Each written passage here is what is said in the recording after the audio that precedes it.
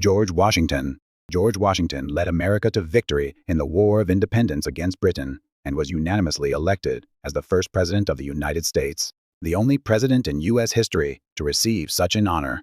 He played a crucial role in drafting the U.S. Constitution, establishing the first national bank, and reforming the tax system, laying the foundation for the nation. Despite being revered almost like a deity in America, he voluntarily stepped down after serving 2 terms, instead of becoming a dictator or king, solidifying American democracy. He remains one of the most popular U.S. presidents to this day. Interestingly, during the Civil War, his hometown, Mount Vernon, was located near Washington, D.C., in the North, yet it was implicitly considered a neutral zone. John Adams. When the United States entered a quasi-war with France in 1798, John Adams established and expanded the U.S. Navy, laying the foundation for America's future as a powerful maritime nation. He also relocated the capital from New York to Washington, D.C., becoming the first president to reside in the White House in 1800. Thomas Jefferson. Thomas Jefferson purchased Louisiana from Napoleon for $15 million, doubling the size of the United States at the time. He then supported the Lewis and Clark expedition, paving the way to the Pacific and marking the beginning of America's westward expansion. In 1807, he passed a law banning the transatlantic slave trade, though he himself was a slave owner. James Madison. When the U.S. Constitution was drafted, James Madison introduced the concept of the separation of powers in America. He also added the first 10 amendments to the Constitution, securing freedoms such as speech, religion, and the right to bear arms, forming the foundation of the Bill of Rights. This earned him the nickname, Father of the Constitution. In 1812, after Britain repeatedly provoked the U.S. by attacking American ships and forcibly conscripting American sailors, Madison declared war on Britain, initiating the first official war in U.S. history. The U.S. initially saw success, even capturing York, present-day Toronto, in British North America. However, when British regular forces arrived from Europe, Washington, D.C. was captured, and the White House was burned. Despite this setback, the U.S. secured key victories in later battles, leading to the war ending in a stalemate. James Monroe. In 1819, through a treaty with Spain, Florida was incorporated into U.S. territory. In 1823, the Monroe Doctrine was declared, stating that while the U.S. would not interfere in European affairs, European powers should no longer interfere in the Americas. The Monroe Doctrine later became a cornerstone of U.S. foreign policy. John Quincy Adams. He was the son of John Adams, the second president of the United States. His presidency was quiet, with no major events or notable achievements. Andrew Jackson. He expanded political participation by granting voting rights to all white men, rather than only the wealthy. He introduced the spoils system, appointing government officials based on their loyalty to the party. This ended the dominance of East Coast elites in government and opened the door for Western settlers and the lower and middle classes to gain political power. Gaining support from Americans eager to expand westward, he passed the Indian Removal Act, forcibly displacing 46,000 Native Americans from their homelands. Since the U.S. government provided no assistance for relocation, tribes such as the Cherokee had to travel thousands of kilometers on foot. Around 4,000 Native Americans died from cold, starvation, and disease along the way. This journey later became known as the Trail of Tears. Although the Supreme Court later ruled against the Indian Removal Act, citing previous treaties with the 5 civilized tribes, he ignored the decision and continued the forced displacement. And he also founded the Democratic Party, which remains one of the 2 major political parties in the United States today. Martin Van Buren. He was the first U.S. president born after American independence, earning him the title, first president to be born as an American. Just 2 months after taking office, the Panic of 1837 struck, causing his popularity to plummet. His indecisiveness continued as he rejected the annexation of the Republic of Texas to avoid conflict with Mexico. As a result, he failed to win re-election in 1840. William Henry Harrison. At his inauguration, heavy rain and cold weather raised concerns among his advisors, who urged the elderly Harrison to postpone the ceremony. However, he refused, saying, "I have survived battlefields where bullets rain down. I cannot bow to mere rain." He then proceeded with the ceremony, even removing his hat and coat. The problem was that his speech was the longest inaugural address in U.S. history. spanning 8,500 words. Soon after, he caught pneumonia and passed away just 1 month into his presidency. John Tyler. He was the first vice president in U.S. history to succeed to the presidency. At the time, the Constitution stated, "The same shall devolve on the vice president," but it was unclear whether this meant the vice president would become the president or simply assume the powers and duties of the president while remaining the acting president. However, Tyler strongly argued that the vice president should fully assume the office of the president, and his claim was accepted. This established the clear rule that, in the event of a president's vacancy, the vice president becomes the president. James K. Polk. He was the president who added the most territory to the United States, advocating for the doctrine of manifest destiny. He annexed the Republic of Texas, which had gained independence from Mexico, and when Mexico opposed this move, it led to a conflict, which escalated into the Mexican-American War. The U.S. overwhelmingly won the war and, through the Treaty of Guadalupe Hidalgo, acquired a vast amount of territory, including Texas, California, Utah, and Nevada, along with most of New Mexico and Arizona, over half of Colorado, the southwestern part of Wyoming, and parts of Kansas and Oklahoma, altogether totaling $15 million. He then secured Oregon and Washington through diplomatic negotiations with Britain, completing much of the present-day U.S. territory. Zachary Taylor. He was a war hero who led the United States to victory in the Mexican-American War and was elected president, but he passed away from gastroenteritis just 1 year and 4 months into his presidency. Millard Fillmore. He sent Commodore Matthew Perry to forcibly open Japan to trade. Franklin Pierce. In 1854, the Kansas-Nebraska Act was passed, allowing new states to decide by vote whether they would be free or slave states. This intensified the conflict between the North and the South, which had been maintaining a fragile balance. James Buchanan. In 1857, the U.S. Supreme Court ruled on the case of Dred Scott, a former slave who sued his owner, arguing that because he and his family had been taken to a free state, they should be considered free citizens with legal rights.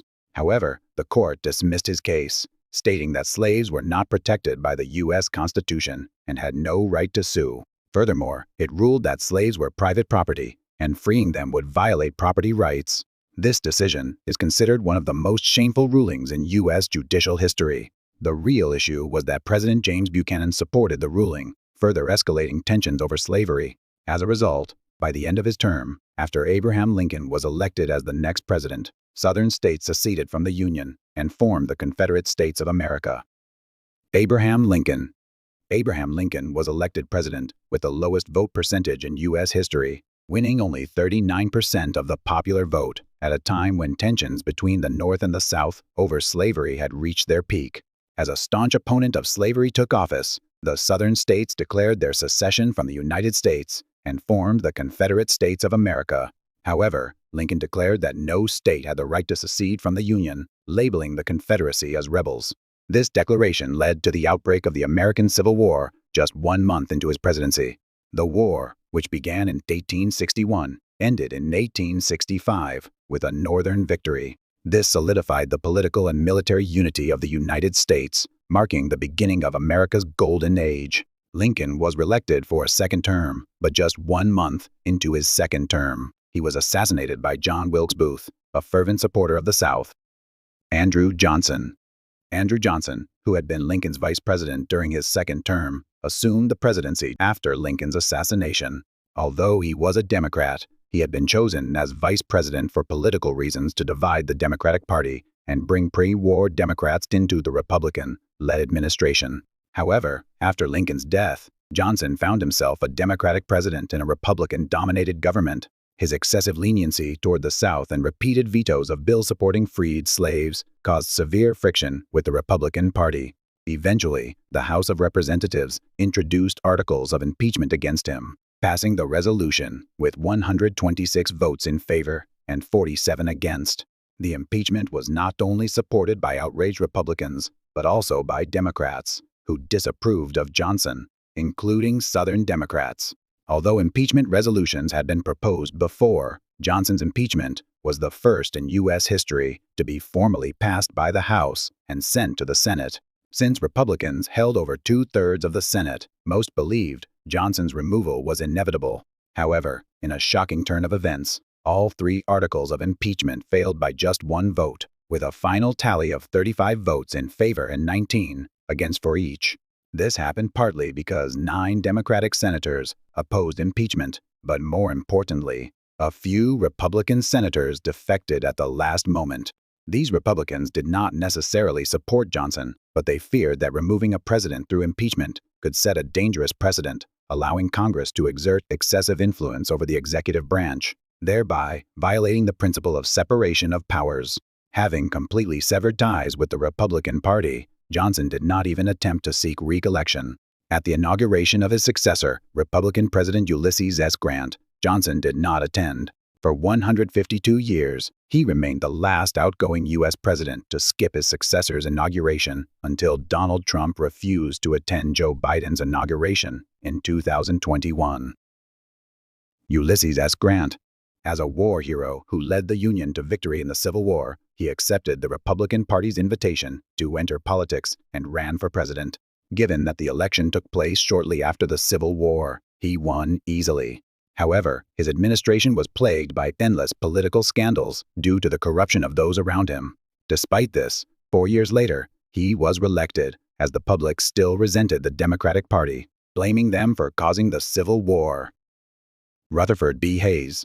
He attempted to abolish the corrupt spoils system, but ultimately failed, as anti-Chinese sentiment grew due to the large influx of Chinese laborers into the U.S. Congress sought to pass a law banning Chinese labor immigration, but Hayes vetoed the bill. James A. Garfield. He served as a U.S. representative from Ohio before being elected to the U.S. Senate in 1880.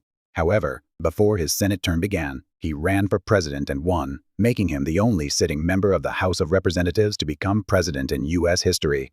During the election, he lacked campaign funds, so he negotiated with Roscoe Conkling, the leader of the largest Republican faction, promising government positions to Conkling's allies in exchange for financial support.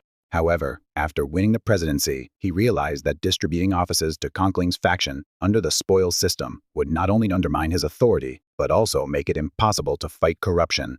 As a result, Garfield broke his promise and refused to appoint Conkling's allies. Feeling betrayed, Conkling's faction fiercely opposed him. While Garfield was preparing to leave for a summer vacation, he was shot by Charles J. Guiteau, a member of Conkling's faction, and later died from his wounds. Chester Ray Arthur. Under Roscoe Conkling's patronage, he became Garfield's vice president, but after Garfield's assassination, he assumed the presidency. Like Garfield, Arthur boldly severed ties with Conkling's faction. He refused to appoint Republican factional allies to key positions, successfully breaking the cycle of biased political appointments. While this led to lifelong condemnation as a traitor by Conkling's supporters, it earned him widespread public approval. Eventually, Conkling's faction collapsed as their leader, Roscoe Conkling, lost his influence. Arthur's greatest achievement was the passage of the Pendleton Act, which ended the spoils system and outlawed the sale of government positions, instead requiring public servants to be hired based on merit through competitive exams. This law significantly increased the integrity of the civil service and is often referred to as the Magna Carta of American civil service. Additionally, President Arthur initiated a naval expansion policy, laying the foundation for the United States Navy to grow into a global maritime power during his administration. Grover Cleveland. He was the first Democratic candidate to be elected president after the Civil War. Although he showed little interest in workers' rights, public education, or welfare, he focused on eradicating corruption and stabilizing the economy, earning a generally neutral evaluation.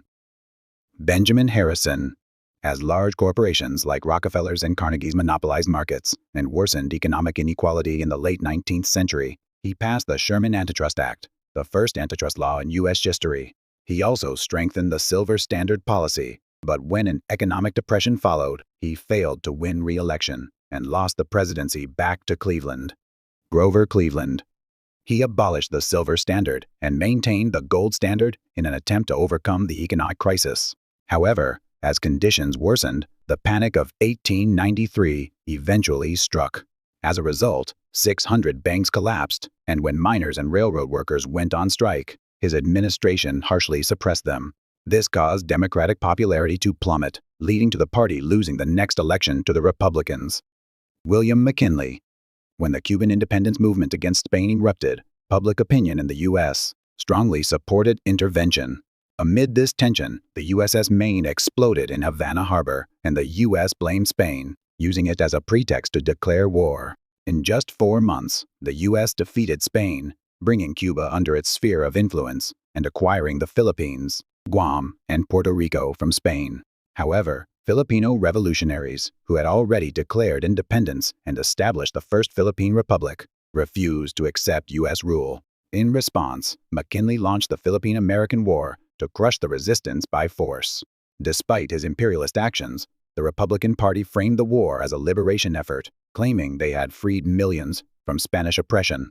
This propaganda campaign proved successful, helping McKinley win re-election. However, shortly into his second term, on September 6, 1901, he was assassinated by Leon Czolgosz, a Polish-American anarchist who opposed his imperialist policies. This assassination highlighted the need for professional presidential security, leading to the Secret Service taking over presidential protection in 1906. Theodore Roosevelt. He actively used the Sherman Antitrust Act, which had nearly become ineffective, to control the monopolistic giants of the U.S. economy, such as Rockefeller's Standard Oil and J.P. Morgan's Northern Securities. This helped prevent further mergers and acquisitions from allowing these corporations to dominate unchecked, and he also took legislative actions to protect the rights of workers. On the international front, he argued that the U.S. should act as the international police power in the Western Hemisphere, and he secured control of the Panama Canal, which connected the Atlantic and Pacific Oceans. He also focused on strengthening the U.S. Navy, creating the Great White Fleet, and establishing the U.S. as the second largest naval power in the world after Great Britain. During the Russo-Japanese War, he brokered the Treaty of Portsmouth, which expanded the U.S. influence in the Pacific. For his efforts in mediating the peace treaty, he was awarded the Nobel Peace Prize in 1906. William Howard Taft. In 1908, with the support of Theodore Roosevelt, he was elected as the 27th President of the United States.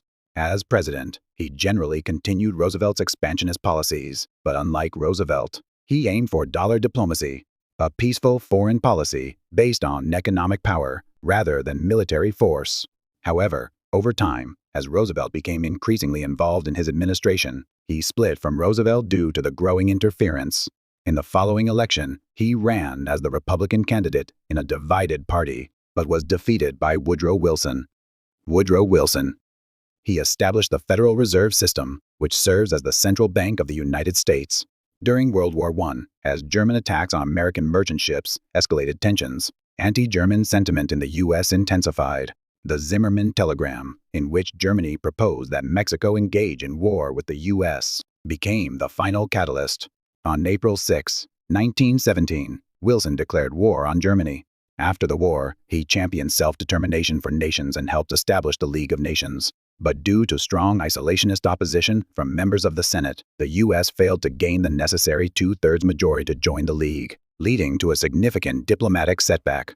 Nonetheless, Wilson was awarded the Nobel Peace Prize for his efforts in establishing the League and contributing to European peace. Warren G. Harding. After World War I, he shifted away from Wilson's internationalist policies and strengthened isolationism to stabilize American society. At the same time, he successfully concluded the Washington Naval Arms Treaty, the world's first arms control agreement, which not only secured the U.S. as one of the two leading naval powers, alongside Great Britain, but also managed to restrain Japan's naval power. However, his administration was tainted by corruption scandals, especially involving members of his Ohio gang, including Albert Fall, who was appointed to a cabinet position due to his personal connections, such as being Harding's poker buddy. These scandals significantly tarnished his legacy. In 1923, Harding suddenly died of a heart attack during his term, leading to an abrupt end to his presidency. Calvin Coolidge. He is the only president in U.S. history to be born on Independence Day. Originally Harding's vice president, he learned of Harding's death while sleeping and received the news that he had become the president. During the remaining year of his term, he focused on removing corrupt government officials from the Harding administration and worked hard to regain the public's trust. As a result, he was easily reelected in 1924. Alongside Secretary of the Treasury Andrew Mellon, he implemented a small government policy that minimized government intervention in the market. This included substantially reducing income taxes and cutting back on government regulations. which allowed big businesses to operate freely. His policies played a significant role in leading the economic boom of the 1920s in the U.S. Herbert Hoover. He was a former Secretary of Commerce in the previous administration and ran for president with the slogan, "A chicken in every pot, a car in every garage," promising prosperity for all. His positive image in administration and economics, combined with the synergy from his previous role, led to a resounding victory in the election. When he assumed office in March 1929, the media and public had high expectations for his leadership. However, on October 24, 1929, the stock market crashed, marking the beginning of the Great Depression. This collapse was triggered by the post-World War I boom and the tax cuts of the 1920s, creating an economic bubble. Hoover and his advisors remained overly optimistic, believing that the market in time would resolve the situation, effectively leaving it unaddressed. As unemployment soared, people who lost their homes and jobs formed makeshift communities, known as Hoovervilles. Yet Hoover stubbornly stuck to his minimal government intervention policies. As the U.S. economy, once central to stabilizing the world after WW1, collapsed, it also led to economic struggles for the European countries that had relied on American aid. This contributed to the rise of extremist ideologies in Europe, including National Socialism and Communism. Franklin D. Roosevelt. Franklin D. Roosevelt, upon taking office, introduced the New Deal policies to address the severe economic challenges caused by the Great Depression in the United States. He implemented bank reforms to stabilize the financial system, launched large-scale public infrastructure projects to tackle unemployment, and established various social safety nets to provide security for the American people. As World War II broke out in Europe amidst the global turmoil, Roosevelt initially adhered to a policy of isolationism, maintaining a neutral stance. However, when Japan, angered by the U.S. oil embargo, launched the attack on Pearl Harbor, Roosevelt quickly declared war, leading the U.S. through a two-front war against the Japanese Empire in the Pacific and Nazi Germany in Europe. Roosevelt successfully guided the country to victory, establishing the U.S. as a dominant global power. He played a pivotal role in the establishment of the United Nations on, further solidifying the U.S. role as a global peacekeeper. Through the combination of his New Deal and the economic boost from World War II, Roosevelt restored America's greatness. His popularity, coupled with the wartime context, allowed him to secure an unprecedented fourth term in office, making him the only U.S. president to do so. After Roosevelt's death, the practice of running for a third term was declared illegal, making him the only four-term president in U.S. history. Harry S. Truman. After Roosevelt was elected for his fourth term and soon passed away, his successor carried on the task of conducting World War II. He led the defeat of Nazi Germany, and with the success of the Manhattan Project, which developed the atomic bomb, he dropped nuclear bombs on Hiroshima and Nagasaki, forcing Japan to surrender and ending the war. Afterward, to help restore the economies of Western Europe, which had been devastated by the war, he implemented the Marshall Plan, providing large-scale economic aid to the war-torn European continent and turning Western Europe into a pro-American bloc. When the Soviet Union established communist puppet governments in Eastern Europe and East Germany, he created NATO to counter this threat. Additionally, in the Korean War, he sent troops to help South Korea, making significant efforts to stop the spread of communism. Dwight D. Eisenhower. He was one of the greatest commanders of World War II, having led the D-Day invasion, and in order to prevent over the 20-year-long Democratic Party rule, he was nominated as the Republican presidential candidate and successfully took power. After the war, he steered the United States through a period of chaos and brought stability, making the U.S. GDP account for 40% of the world's total, with the highest per capita GDP in the world. He also brought employment to near full employment levels. He initiated the construction of a nationwide highway system and established NASA, among many other accomplishments that greatly benefited the country. As a result, he remains in the top rankings of U.S. presidential evaluations, typically in the top 10, and has become one of the key political icons of the Republican Party. Using the domino theory, which suggested that if one country fell to communism, neighboring countries would follow suit, he feared that all of Asia would fall under Soviet communist control, leading to U.S. involvement in Vietnam and contributing to the Vietnam War. John F. Kennedy. John F. Kennedy is regarded as one of the greatest and most popular presidents ever produced by the Democratic Party in the United States.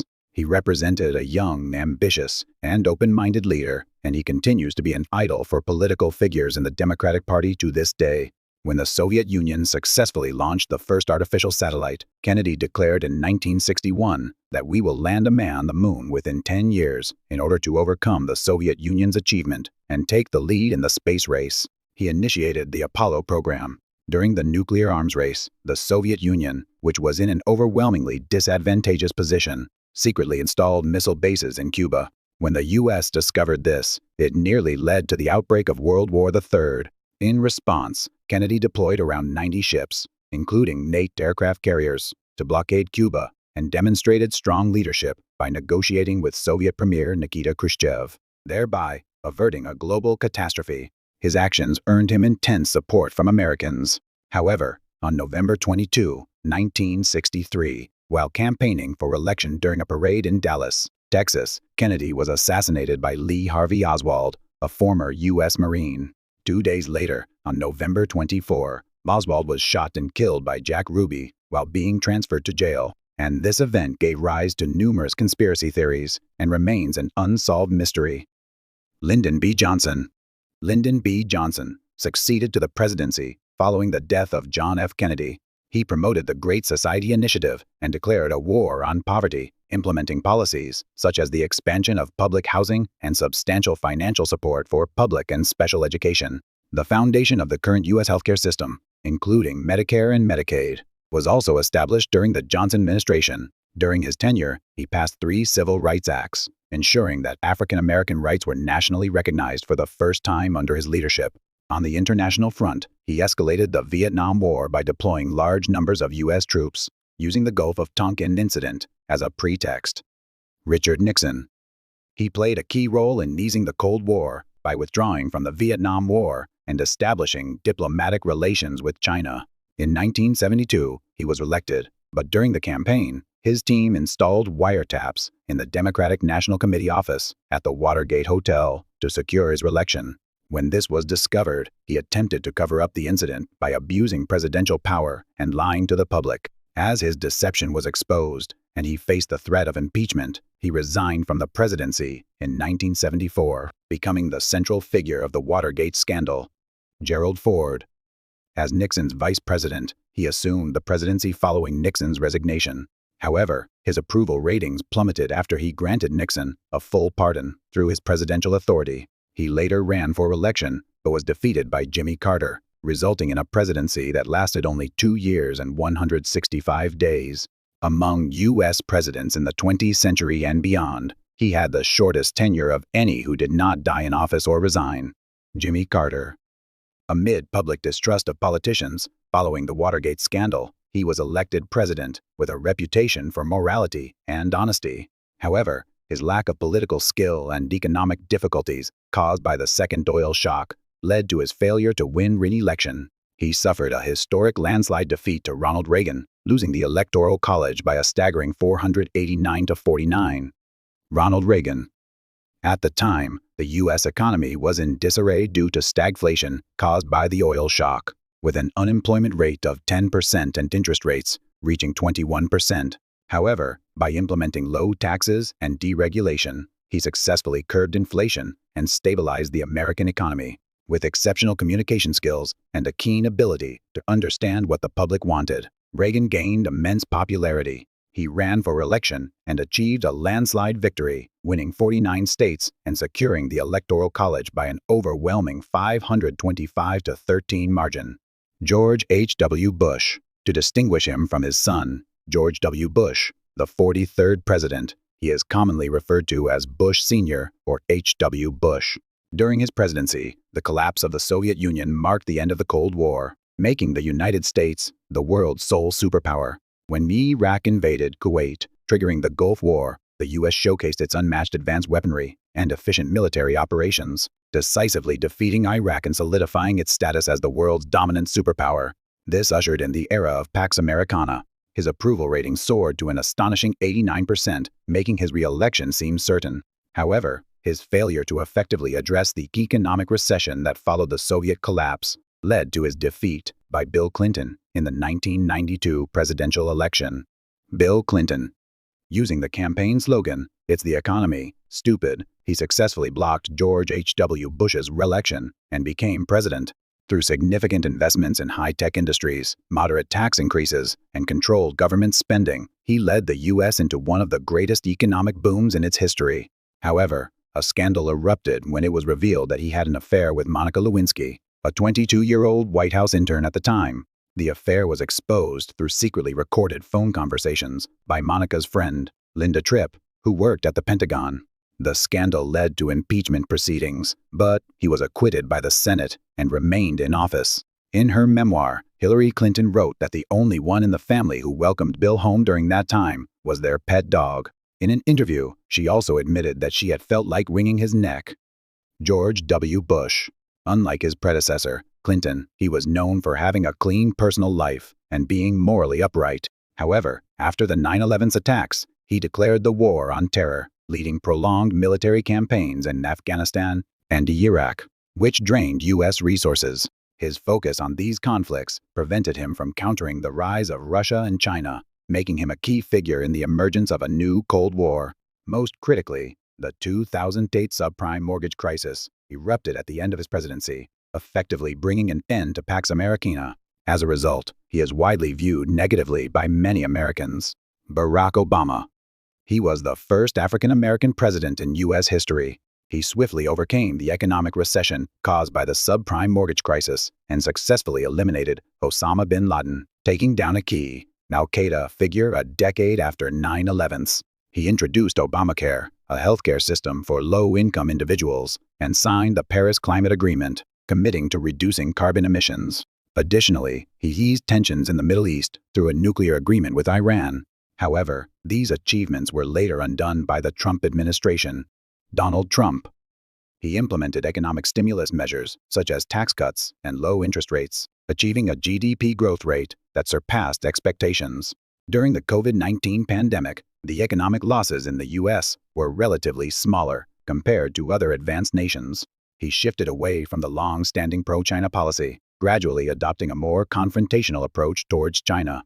Surprisingly, during his first term, no wars were fought and peace was maintained. However, his America First policy unintentionally deepened the trade deficit. In 2019, he was impeached for the first time after a scandal in which he allegedly demanded the Ukrainian president investigate Joe Biden's sons in exchange for military aid. And in the 2021 re-election, after losing to Joe Biden, he propagated false election conspiracy theories, leading to the storming of the U.S. Capitol. As a result, he became the first U.S. president in history to be impeached twice by the House of Representatives. Joe Biden. In response to the economic downturn caused by COVID-19, he proposed a $6 trillion stimulus package. However, he failed to control inflation. He faced criticism for failures in Middle East diplomacy, including the rapid withdrawal from Afghanistan in 2021, which led to the Taliban's victory, and for failing to manage the 2022 Ukraine crisis. Despite these setbacks, he won a landslide victory in the 2024 Democratic primary and was nominated as his party's presidential candidate. However, he unexpectedly withdrew, ending his presidency after a single term.